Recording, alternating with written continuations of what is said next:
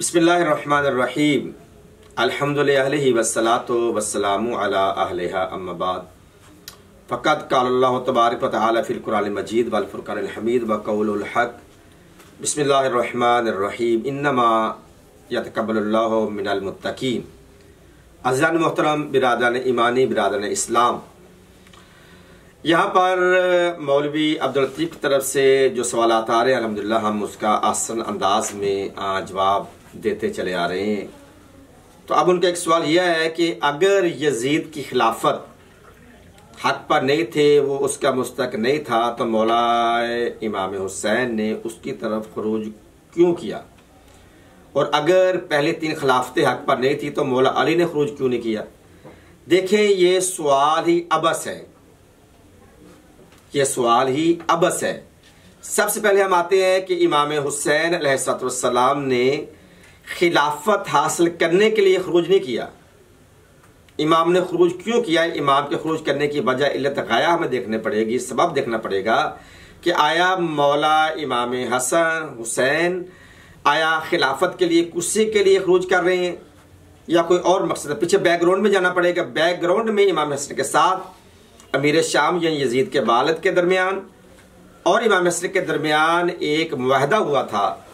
वो मुआहदे में जो शराइत है आप जानते हैं, उसमें जो सबसे बड़ी शर्त ये थी, दो तीन शर्त मैं बताता हूँ कि आज के बाद मेरे बाबा अली की शान में जो मस्जिद और मेहराब और मिंबर पर जो गुस्ताखी की जाती है, जुम्मा खुतबात में गुस्ताखी की जाती है, नमाज के फौरी बाद गुस्ताखी शब्द शतम किया जाता है, आज के बाद उस पर बैन होना चाहिए। शर्त लिखी गई, लिखवाई गई। फिर अगली शर्त क्या थी कि हाकिम वक्त मेरे शाम अल्लाह और अल्लाह के रसूल और किताबुल्लाह पर निज़ाम चलाएगा। लिखी गई, लिखवाई गई। फिर आगे शराइत और भी हैं, उसमें जो सबसे बड़ी शर्त ये थी कि जब मेरे शाम का विसाल होने लगे, करीब होने लगे, इंतकाल होने लगे, तो ये खिलाफत वापस पलटाई जाएगी बनु हाशिम में, जो भी उस वक्त मौजूद होगा। और ये बड़ी शर्त थी।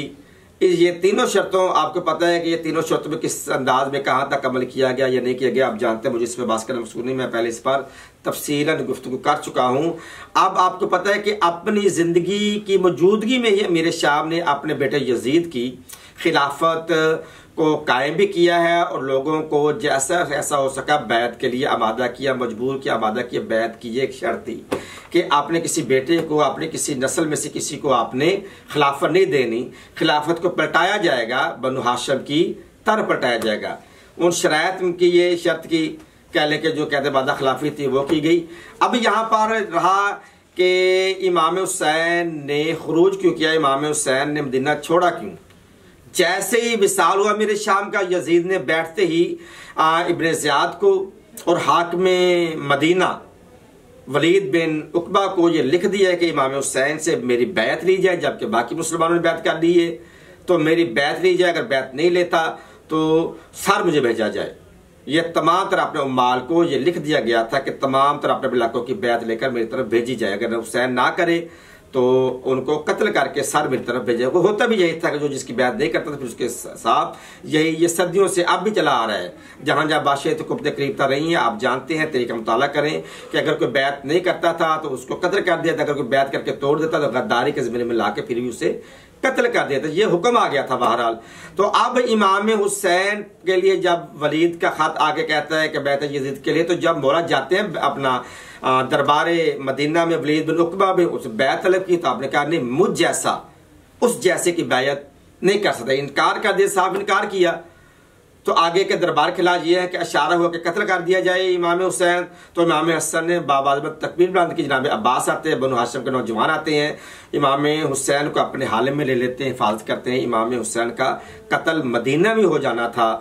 अगर ये इमाम हुसैन साथ अपने नौजवानों को ना लेके, तो यजीद का हुक्म था, इसके गवर्नर ने पूरा करना था। अब जब इमाम जाने लगे, अब्दुल्ला इब्ने उमर ने रो के कहा कि यब्न रसूलल्लाह, आप मदीना को ना छोड़े, आप मदीना में महफूज हैं। आपने फरमाया नहीं, मदीना में नाना का हरम है, अगर मैं यहाँ पर रुक गया तो मेरा खून मुबाह कर लेंगे, मुझे यहाँ पर कत्ल कर दिया जाएगा, शहीद कर दिया जाएगा। मैं नहीं चाहता कि मेरा कत्ल मदीना में हो और मेरा खून मदीना के साथ जमीन पे गिरे। आपने मदीने से इसलिए निकले हैं कि मेरा खून मदीना में ना निकले। फिर मौला ने खुतबा दिया था, मौला ने फरमाया था कि यजीद ने अमर बिल मारूफ नही अनिल मुनकर से लोगों को रोक लिया है। मैं नही अनिल मुनकर अमर बिल मारूफ के लिए जा रहा हूँ। क्यों? यजीद की शरीयत में तमाम तर शराब जायज़ थी, जुआ जायज़ था, जना जायज़ था, निकाह मुहर्रमा से जायज़ थे, और हक गसब किया जा रहा था, बेगुनाह लोगों को कत्ल किया जा रहा था, जो और बहुत सारी थे। मौला फरमाते हैं कि मैं अपने अल्लाह के दीन की बका के लिए, इस्तेकाम के लिए जा रहा हूँ। मैं अमर बिल मारूफ के लिए जा रहा हूँ, ना कि खिलाफत के लिए जा रहा हूँ। नही अनिल मुनकर के लिए जा रहा हूँ, ना कि मैं खिलाफत और कुर्सी के लिए जा रहा हूँ। क्यों? ये तो दुनिया की मैल है। मौला किस लिए खरूज किया? मौला ने इमाम हुसैन ने क्यों मदीना को छोड़ा, काबे को क्यों छोड़ा, बाहर क्यों निकले, करबला को क्यों सजाया? अमर बिल मारूफ नहीं अनिल मुनकर के लिए। देखें जो चिश्ती ने फरमाया, सरदाद दा दस्त दस्त यजीद, कि इमाम हुसैन ने सर दे दिया, हाथ दे दिया यजीद के हाथ में। क्यों? कि हाथ देना तो बड़ा आसान है, सर देना मुश्किल है। सर दिया है, हाथ नहीं दिया। क्यों? कि हाथ देना बैत बनता था। बैत देने का मकसद यह था कि यजीद आज के बाद शराब पिए या पिलाए, जायज है। यजीद की शरीयत में जना जायज है, यजीद के नजदीक जुआ जायज है, यजीद के नजदीक वही कोई नहीं है। जैसे यजीद कहता था कि वही नहीं है, ये बनु हाशिम का ड्रामा है। तो जो भी इस्लाम की तालीमात, इस्लाम का चेहरा मसक हो रहा था, तो अगर इमाम हुसैन बैत कर लेते तो यानी कि इमाम हुसैन के नजदीक भी जायज था, जो कि ये कभी हो ही नहीं सकता था। हाथ देना गवारा नहीं किया, सर देकर इमाम हुसैन ने बता दिया है कि नाना के मेरे का दीन अगर मेरे कत्ल के बगैर नहीं बचता तो फयास सयूफ खुजूनी, तो हुसैन हाजिर है, मेरे नाना का दीन बात जाए, अमर बिल मारूफ बात जाए, नही अनिल मुनकर बात जाए। वमा अलैया इल्ला बलागुल मुबीन। वस्सलामु अलैकुम व रहमतुल्लाहि व बरकातुहू।